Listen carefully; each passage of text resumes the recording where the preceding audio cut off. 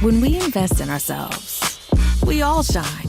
Together, we are Black beyond measure. Welcome to The Pivot. Lloyd Freeman, he is the Chief Diversity and Inclusion Officer for Buchanan Ingersoll and Rooney. Today, we are talking about balance. How do you keep it all together?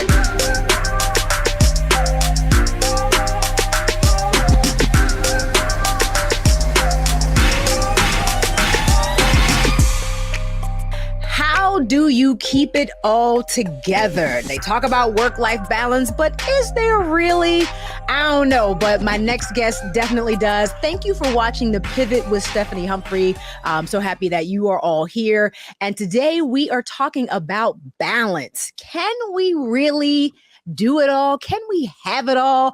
I don't know. But again, we're going to talk to my guest and see what he has to say. I want to introduce my dear friend, Lloyd Freeman. He is the Chief Diversity and Inclusion Officer for Buchanan Ingersoll and Rooney. Lloyd, thank you so much for being on The Pivot today. Thank you for having me. This is great. I'm excited. I know. So let's just get right into this conversation. So first of all, tell the people, and take your time because I know it's a lot. Oh boy. Tell the people all the things you do. Just kind of, all of the things that you're involved in, because it is a lot between your work things, your family things, your philanthropic things, your charitable, your organizational things, your social things. You got a lot going on. So just give us a little taste of the life of Lloyd Freeman. So you have to have many dimensions, right? Because that's what's going to keep this life thing interesting. You can't be someone who does all work. You can't be someone who does all play because then you don't get paid. So, and you also have to do something that gives back so you can feel like, you're a good citizen. And so I do try to make sure that I'm doing all the things. So professionally, I'm a bit of a recovering attorney. I practiced law for about 14 years. I was a litigator, a partner in a large law firm, and decided that I was going to make that pivot into diversity and inclusion. Mm-hmm. And that's what I do now. In my role as Chief Diversity and Inclusion Officer, I still work at a law firm, but I'm a part of the management team. And so that allows me to then work on more of the strategic side for the firm, setting strategy, setting policy, and direction for the future of the firm and how we can make sure we increase representation of everyone who falls into those underrepresented categories, whether it's your person of color, individual who identifies as LGBT, the list goes on. That's work. Sometimes, though. And that would be enough. However. Yes, but that wouldn't make me complete. I'll tell you that it wouldn't make me complete because I know that I am more than just, Lloyd, the attorney, or now, Lloyd, the D&I executive.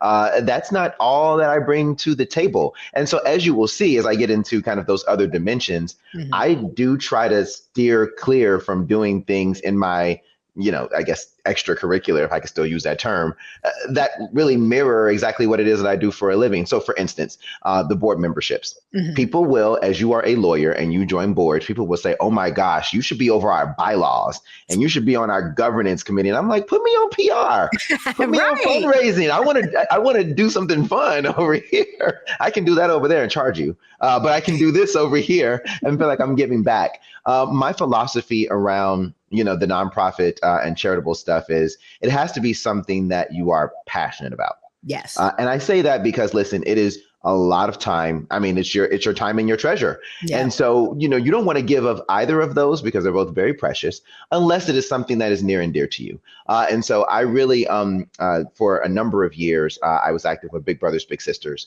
I became chairman of the board. I actually served in that role twice. I don't know how I get strong-armed into these things, Steph, but we got roped into hosting a Big Brother Big Sister event once. Remember? That's right. Okay, that was during my first tour as board chair.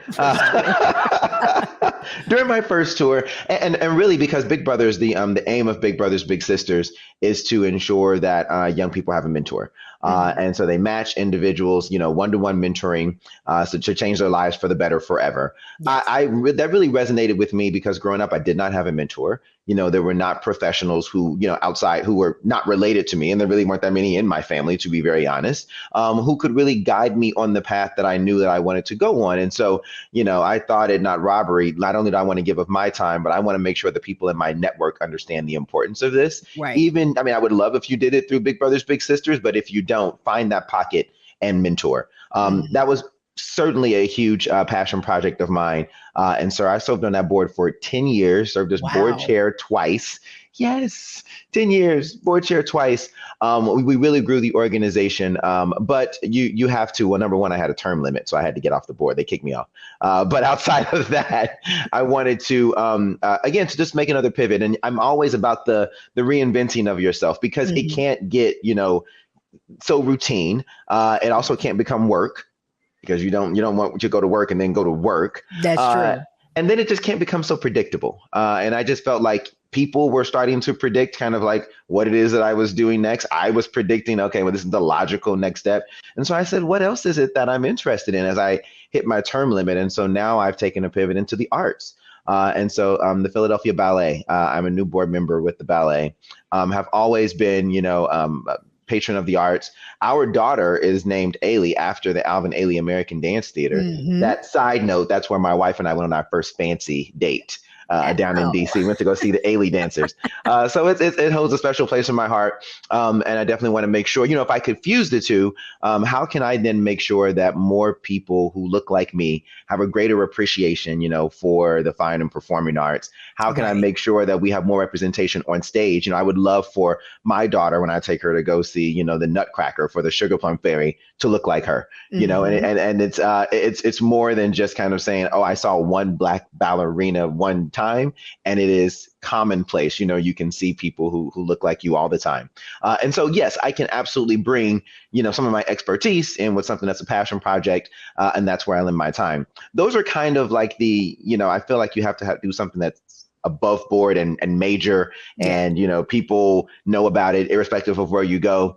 And then there's the one that like tugs on my heartstrings, and it's the one that I invented, if you will, my Botillion program. And so the Botillion program is a scholarship and mentoring program that works to train high school, junior and senior males for college and subsequent life. Essentially, we're getting them ready for that next chapter after they graduate from high school. We do that through a number of different workshops, whether it's on personal branding, how you've come in for a number of times and done that, public speaking, how to manage your finances, how to act at a dinner table. Really, again, all those things outside of what, you will learn in school, that really is preparing you for how to be an adult, how to be a Black man in America. And we have frank conversations about that as well.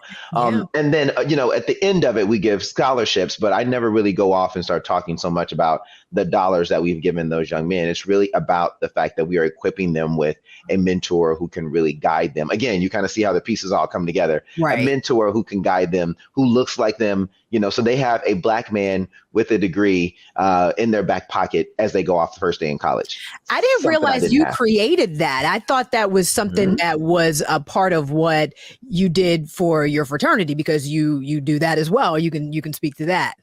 I brought it to the fraternity. Okay. So yes. So then if you look for the inspiration behind that, I was an escort to a good friend of mine. I was her escort to the debutante ball when we were in high school.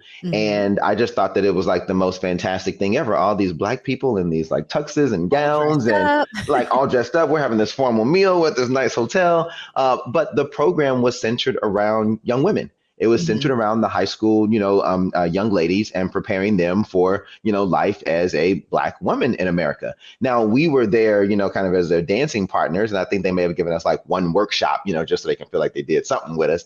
But the focus was on the women. And of course, as I, matriculated, whether it was through undergrad, and I went to Howard, where it was like 9-to-1 women to men. So, not that we don't have work to do by way of inspiring more women of color to go to college, but we got a lot more work to do with getting men of color to get into college. And so I wanted to make sure that I was doing my part in that regard, because although, the Lloyd from high school ended up doing all right for himself, imagine if he had, a Lloyd as a mentor. someone who could help him when he was figuring out law school and saying, I don't know what I'm doing here. I don't know which job to accept. I don't know what kind of law to practice or any of that. So yeah, that's where that came from. But yeah, I brought it to the fraternity, and it just kind of exploded, and we started our own foundation and put that whole program together. So many different things, Stephanie. So many different things. And you have a family. Talk about the family. Do have a family. My wife. Beautiful family. Kids. Yes, there's somewhere behind me back there. But you know what? The family piece is, you talk about, can you have it all? I feel like, you can wear a number of different hats, but you got to remember that it's not kind of, you got to remember which hat is the biggest hat. Mm-hmm. And my family, I mean, that's the first hat. That is the primary hat. Right. And so the thing about how involved I am, they're family decisions. They're not Lloyd's decision and the family deals with it. I mean, these are very much so family decisions. So I look at what are the ways in which I'm going to be able to bring my family into what it is that I do. So my wife and I both love, fine and performing arts. So that's going to be something that we'll be able to enjoy together. That sounds like, an instant, outing for us to be able to go to the ballet. I'm supporting my nonprofit. We're going out and having a good time. I love to bring my daughter to go and see Cinderella, things like that you can kind of fuse all of them together. The Botillion. My wife then works with the young ladies who are a part of the Botillion program, the dates to the young men. And she gives them hosts a tea party for them and does all of that. My daughter is very much so going to the workshops, back when we were in person, of course. And so it's a family affair.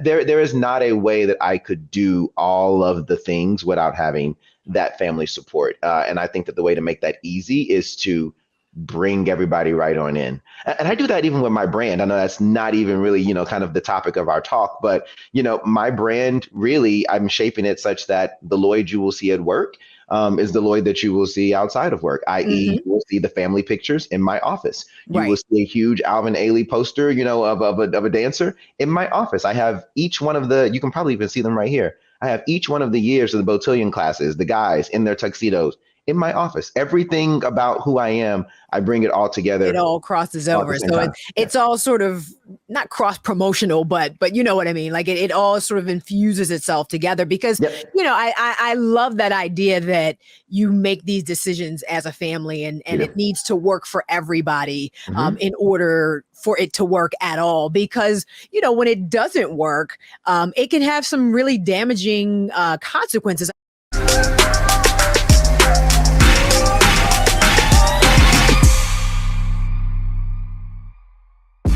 When we invest in ourselves, we're investing in what's next for all of us. Growing, creating, making moves that move us all forward. Together, we are Black beyond measure. Pull up a chair, take your seat.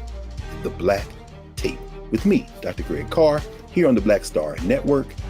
Every week, we'll take a deeper dive into the world we're living in. Join the conversation only on the Black Star Network. I'm Deborah Owens, America's Wealth Coach, and my new show, Get Wealthy, focuses on the things that your financial advisor and bank isn't telling you, but you absolutely need to know. So watch Get Wealthy on the Black Star Network.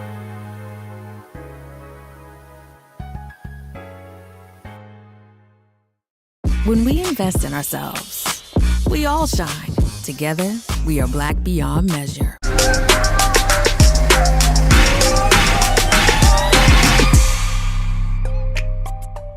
I was thinking about, I always try to tell kind of like a little story, a personal story when I do each of these, just so people can get to know Tech Life Steph a little bit. And I can remember, I told this story and I tell this story and I have told this story over and over and over like a badge of honor in the past. So when I was working at Lockheed, when I was still an engineer full time, I started working at QVC as a model, and it wasn't full time, but it felt like a full time job. And it was easily another 20 hours a week, on top of the 40, 45 I was already working. And at the time I had a 2 a.m. role. I called it my 2 a.m. rule. So QVC is a 24-hour network. It's live television, 24 hours a day, every single day except Christmas Day. And they had you on the graveyard shift. Yeah. And especially when you start out there, there, working as a model or on the floor as a producer anywhere, they start you out at night, because if you're going to mess up, you're going to mess up at 2:30 and not at prime time. So, when I first started there, I was there at 2 a.m., 3 a.m., 4 a.m., whatever. And my 2 a.m. rule was if I got done at 2 a.m. or earlier, so 2 a.m., 1 a.m., midnight, 11 o'clock, if I got done anytime before 2 a.m., I would go home, sleep a little bit, go to work late, maybe at 10 or 11, and then stay late till 7, 8, 9 o'clock at night. If I got done at 2 a.m. or later, 2 a.m., 3 a.m., 4 a.m., I went straight to work, and I would sit there in that cubicle by myself, with nobody else there. And I would leave a little bit early, but I would go straight to work and just sit there. And so literally, once I started getting, more popular at QVC, I really legit was working 24 hours a day, it felt like. And it took a toll on my health. I remember that time as me always being sick, me always having a sinus infection. I lost a ton of weight, which wasn't a good thing necessarily when you work in a image-based industry, because everybody thought I looked amazing. Meanwhile, I'm only getting, 1,000 calories a day or something. And I thought about it when I was prepping for this interview. I thought about that story, and I thought about the fact that I used to tell it, like I said, as a badge of honor, or as an indication of the grind you have to go through to get what you want and all the rest of that stuff. And in looking back on it, I was like, I really just didn't have any balance in my life. I was literally working all the time. I wasn't doing anything else. I wasn't going out. I wasn't dating. I didn't have a boyfriend. Like, everything was just work, and see where this goes. So that's a lesson. I think that's a lesson to all of y'all out there. Don't get so consumed by the vision. You get excited about that vision, especially when you're making this big transition in your life, and this is something you really want to do. You get very excited about that, but you do need to maintain that balance at the end of the day. And you know what? I think a lot of it, really good points that you made there. A lot of it, I know, is shaped by some of those antiquated views of success. We've seen the Wall Street bankers, and what's typical of being on Wall Street. That you have the phone, and it's tied to you, and you can't even enjoy Christmas and Thanksgiving, and you have to live across the street so you can just run home, take a shower, and come right back. Or or even the lawyers at the big law firms. Like, it's very characteristic of you're staying up all night, you're addicted to Diet Coke, and you're sitting there. I mean, those are kind of like the model images, and it even trickles into that family life. So then you talk about that badge of honor.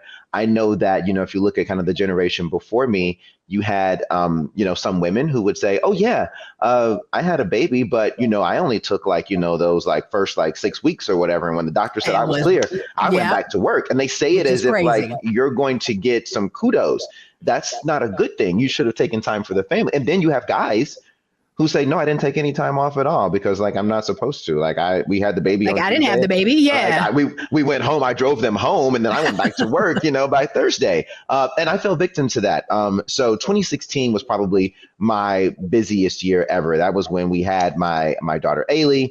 I had gotten inducted into the Boulay. My wife had gotten into the Lynx. I was going up for partner in that same year. I mean, everything was just happening. And we did have our daughter on a Tuesday, and I took the rest of the week off, and I was back to work on Monday. Now, that's crazy. We flew the family in, we had each of our moms come in and do a month at a time. And then we did the grandmoms, and, we had the help, we had the people there. But to think that making partner and understanding that I needed to have a presence in the office, by the next business week, was more important than just taking your child. And, that's it's crazy. Ridiculous. So lessons learned. By the time we had my son, I was like, oh, I'm doing a full parental leave. I was gone for 12 weeks. That's right. As you should be. That's right. 3 months. That's absolutely right. And it's so crazy that we don't allow ourselves. And don't get me wrong, bills got to be paid. We all understand that. But if it's possible for you to not have to be this slave to this employment or to this job, because it doesn't define you. Right. Take the time, take the PTO, as they say, take the PTO. Absolutely. Take the PTO, go on the trip, book the next trip, have the next trip ready and waiting so you have something to look forward to. I mean, those are the ways that, again, you're going to make sure you have you're happy. And to your point, you're not happy when you're gaining weight. You're not happy when you're losing weight. You're not happy when you're stressed out. Yeah, that's you gotta right. be happy. So now you spoke to it a little bit about the fact that you bring the family in on decisions, but talk to us a little bit more about the work of maintaining balance. Cause I feel like there are some logistical, real things that have to happen in order for this, I think it feels like it's maybe a little bit more than just like, let me make sure my wife's okay with this, or let me make sure the kids are good. What does the work of maintaining balance look like for you? Having some things that are off limits. Having some things that are absolutely off limits. And so what were those things? So even though, like I was in private practice, I was an attorney at a law firm, and you think kind of 7 days a week. Church was a non-negotiable. Like I was going to go to church, and we were likely, because, we Black and we go to Black church, and we we're going to go to brunch after, after church. Well, I'm not available until later. Exactly right. And so, yes, I can do some hours on Sunday, but it's going to be somewhere like after like 4:00, and that's when you'll see me. And then also the holidays and the vacations. We actually started to, again, put those two together because we were finding ourselves on the holidays stressing ourselves out because my wife's family is from Detroit, mine is from Kansas City, and we were trying to see everybody and make sure that we had a presence. And we were like, wait, what's going to make us happy? Is it now? Yes, we would love to see our family, but we can open our house up to our family any time of the year, and we can take our family and go do Thanksgiving in Turks and Caicos or Christmas in Antigua. And those trips, those things like that became the non-negotiables. We are going to have our time. When we do it, we're going to do it up. When we do it, we're going to do the week in Martha's Vineyard. When we do it, we're going to do the Christmas, on an island. And now we take the kids to Disney World. We did Disney World for Christmas last year. Those big moments, because you got to understand, of course, in being a busy parent and being a busy husband, busy wife, busy spouse, there are going to be some nights, when you're not going to be there for dinner. But it can't be every night, right? It cannot be every night. And it certainly can't trickle into I'm missing, birthday party. So you know what, for me, strangest thing, Stephanie, doctor's appointments. I do not want to be that parent who has no clue what is going on with their child's health, what you're allergic to, what's the last that you weighed. I write it down in my phone every time. I do not miss a doctor's appointment, a dentist appointment. There's something about that. And I don't think that's unreasonable. Honestly, this is your child. This is a whole human that you're responsible to get to adulthood as safely and healthy as possible. Like, why wouldn't you be involved with something like that? And you should have seen the freak out because, of course, once, COVID hit, they were only allowing one parent to go in. Right. And I was looking at my wife like, so, I guess you're going to stay home because I don't miss doctor's appointments. She was like, simmer down, simmer down. That's what we're not going to do. What we're not going to do is put me in the back seat. Right. So yeah, I had to end up turning that down a bit. But literally, until I was forced out of the doctor's office, no, those were non-negotiables. Yeah. Anytime that there are parent days at the school. So when they have Read Across America week and the parents come in and they read to the class, I am not too busy to do that. Now, listen, Stephanie, I will be like, I was like negotiating a settlement up until the moment. Until you had to crack that cover open. Hey, let me give you guys a call back in 15 minutes. Crack open Dr. Seuss and, read the book. I was going to be there. There was no way my daughter was not going to have her dad come, for the Father's Day ice cream social or for the day that you read to the class. And again, I think that's important because these are, of course, the visuals and the values that I want my daughter to see and believe. Not only that, it's important for your parents, but it's important for your dad to be there, to be a part of those things, for your friends to see your dad. And dad is I know that some other parents may be able to just, not work and have a life of leisure. Dad's going to have to come in a full suit to the daycare, and we're just going to make it work. That's right. I might have to head out right after, but I was here. The point is, I gotta head out right after. And that's what, and I think that's what counts, and that's what matters the most. What is your strategy for saying no? Because sometimes it just ain't going to work. and something is going to have to, you can't be in two places at one time at the end of the day. So what is your strategy for turning some things down when necessary? That is the $1 million question. And I'm gonna fast forward to the end and I'm gonna back you into it. So I had to force myself. I had to literally have a year of no. And I think that was, if it wasn't the end of that 2016 year, then it was the year after that. Yes, it was the year of no. It was no. I cannot volunteer to, help you all out with it. I am so sorry.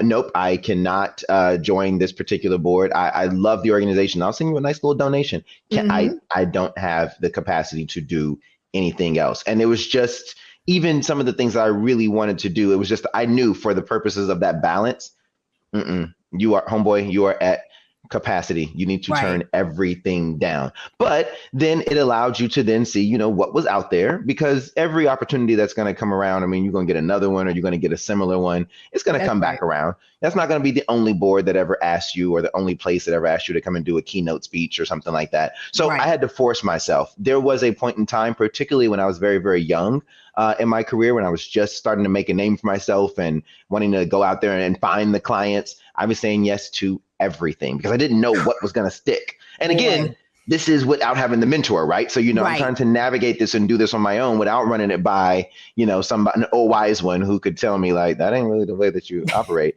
So, I'm any particular board or any, volunteer effort or any networking event, I wanted to go to all of them. And it was, 4 or 5 days a week. It was crazy. It was crazy. It was costly. Yeah. It was all of those it's things. Not sustainable.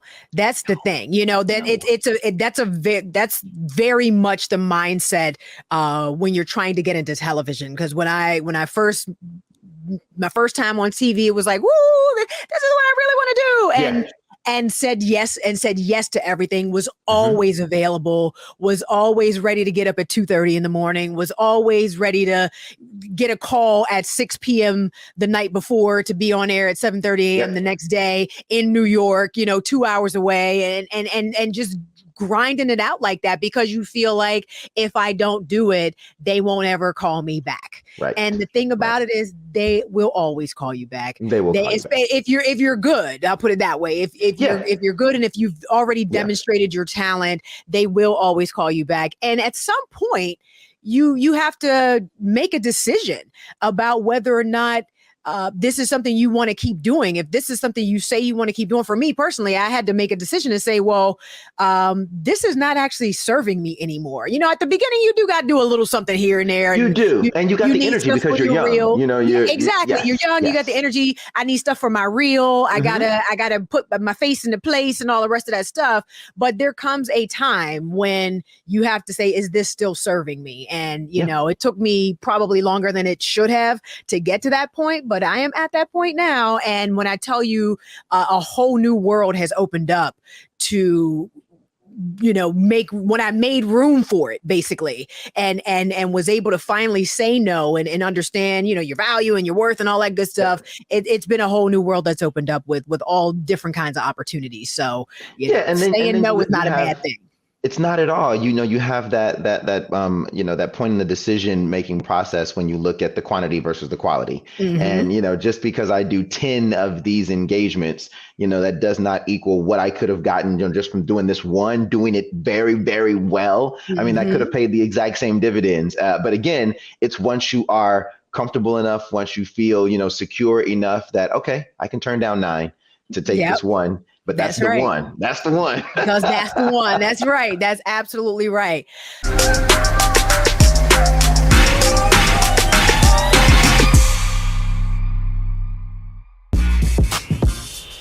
When we invest in ourselves, our glow, our vision, our vibe, we all shine.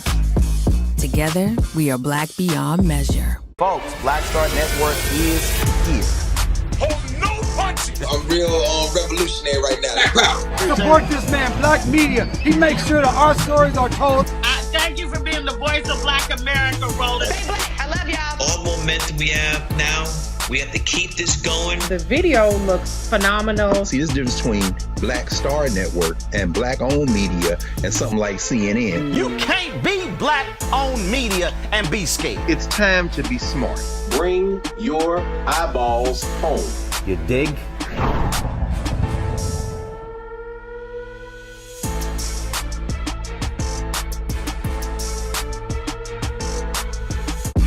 When we invest in ourselves, we're investing in what's next for all of us. Growing, creating, making moves that move us all forward. Together, we are Black beyond measure.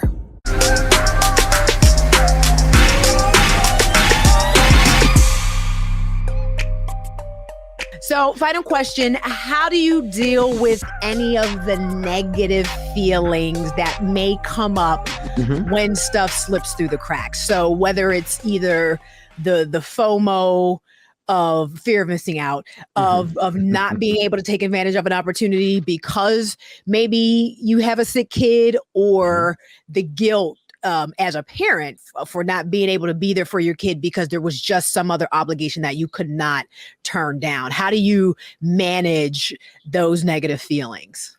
Yeah. So the FOMO is real with me. That is whether it is my friends are all getting together, or there was a trip that, a ski trip everybody was taking and I couldn't make it because I had something else, or whether it is something's going on with the kid. The FOMO piece, the family, we kind of got over it together. And that was only because, we had two working parents. And just as we spent, the hours at work, the kids spent the hours at daycare and with their teachers, et cetera. Thank God, of course, technology allows, for, oh my gosh, like your daughter is like starting to crawl and, they're recording it and we're seeing it. But yeah, I mean, like you have those instant moments, like, so she started to crawl when she was with y'all. We were with her all weekend, 24 hours a day, and she didn't want to do nothing but sleep. And then she's going to start crawling with you all. So, daycare kind of forced us out of the FOMO piece. Just because, it was going to it happened and it was going to continue to happen. There were going to be words. And then we were like, wait a minute. That's what we're paying you all for. We want you all to help them with this development. So you got to rationalize it a bit. It doesn't stop, the psychological piece in saying, oh, I am bummed out, that I missed out on that. So yeah, that's hard. There were definitely the friend pieces and the trips and the, especially as, I decided to go down this road and have, the family and have the kids and, the job, and I wanted to go for partner. And then, I had friends who hadn't made those same life decisions. So it was, it looked like social media is the problem. That's the reason for the FOMO. Because you're looking at the pictures and you're like, wait a minute, I know. You on another trip and I ain't going nowhere yet. And you didn't invite me. Like, what's going on with that? You didn't invite me. And you got the nerve to like send me these. I'm not liking them. I'm not going to like no pictures. I'm not liking none of them. I'm going to keep scrolling. That's how I handle it. I just keep scrolling. Forget you. Yeah, that's it. But then, when you sit down and you take inventory, again, like you said, the things that mean the most to me, the things that are, really fulfilling me, satisfying me. And you say, no, it is my kids. It is, my career. I am very much so invested in the work that I do. It is my nonprofit. It is the young men that I mentor. Those are the things that make me happy. And what you forget is there are people who are looking at your Instagram and seeing, oh my gosh, here's me and my mentee, who just got accepted to Howard and, we're having a barbecue for them, blah, blah, blah. They're having FOMO like, oh, I wish I mentored a kid. I wish I, spent that much time. So, the grass is always greener. And you gotta talk to yourself. You gotta have a woosah because instantly you will have those moments. But again, you kind of look around, take that inventory over and over again. What makes me happy? And I have no problem with a purge at the end of the year. If I say, what, this year I spent so much time over here doing this, it was nothing but a headache. And next year I want to do more traveling. That's fine. Right. That's totally fine. There's nothing wrong with cutting something out. I mean, as long, you can bow out gracefully. It was a wonderful time, great experience. I've done my time. There you go. And, I've also found, especially as it relates to like, the FOMO thing and thinking that you're missing out and you're not doing enough and you should be over here, but you want to be over here. Like doing sort of I call it sort of a gratitude exercise, even whether I write it in my journal or if I just tick through my head, like all the things that, well, I did this and I was able to do that and I was able to do that and I was able to do, and we got this done and and you think of all those little things that, throughout the year or just over the last few months or even just in the last week that made you happy, that made you proud of yourself, that, all of those different things. I think keeping the priority a priority, basically, because that's the thing. When you start having those feelings, I think it's just because you lose focus of what is really important to you and to your business and to your pivot and everything else. So all of it. Yeah, all definitely. of it. And I think that's the answer. That's a very succinct answer to your question. The ribbon there says, can we really do it all? The answer is yes, if it all makes you happy. That's true. If it all makes you happy. The moment that you are not happy, no, then you cannot and you should not do all of it. Cut some of it out. That's absolutely right. That's absolutely right. Now, and granted, folks, there are any number of time management apps you can use and to-do lists and apps that kind of keep you on track and things like that. But at the end of the day, I think it really is a decision about what is important to you and prioritizing, whether it be family, whether it be your health, whether it be your career, prioritizing those things, making a decision about what's important to you and getting some support. And I believe that is the big piece too. When you start feeling overwhelmed and you're feeling that you don't have balance, it's typically because you don't have a ton of support. So look for that support wherever you can get it. I pray that everybody has somebody or some way to be supported and feel supported in their journey, especially as you're pivoting, because it can be very, very isolating when you're trying something new and you're starting something different and doing something you've never done before. It can be very, very isolating. So get some support wherever that might be, even if it's, you might need a therapist or, talk to pastor all of those things are okay. Right. Whatever you need to do. Absolutely. But definitely just keep in mind what your priorities are. And I think the balance sort of flows from that. I really think it can anyway. That's very true. We do it in other facets, right? We do it with our money. I mean, there are the things that we know for a fact, that we have to spend our money on, and the things that when we have our leftover, the discretionary money, okay, these are the other pockets that I want to spend my money on. Same thing with your time. You got to go to work. So check. That's going to take this number of boxes. But, is this the career that I want long term? If not, okay, I may have to stay up till 2 a.m. on QVC, because that's what I want to do. Or, what, I want to be published. So I'm going to have to work on, the pieces that I am writing. So I'm going to have to give a little bit more of my time in that regard. I want to be a great father, a great husband. So I'm going to have to make sure that there's family time. You got to do the exact same. Your money cannot be more important than you and the people in your life. That's right. That's a great analogy and a great way to wrap up the show. Lloyd Freeman, thank you so much. I'm going to throw all of your contact info down at the bottom so you can follow Lloyd on Twitter and Instagram at Esquire1911, and on LinkedIn, just search Lloyd Freeman ESQ. That's me. I gotta put my pinky up when I say that. Lloyd, thank you again so much for being with us today on The Pivot. Thanks for having me. This was great. When we invest in ourselves, our glow, our vision, our vibe, we all shine. Together, we are Black beyond measure.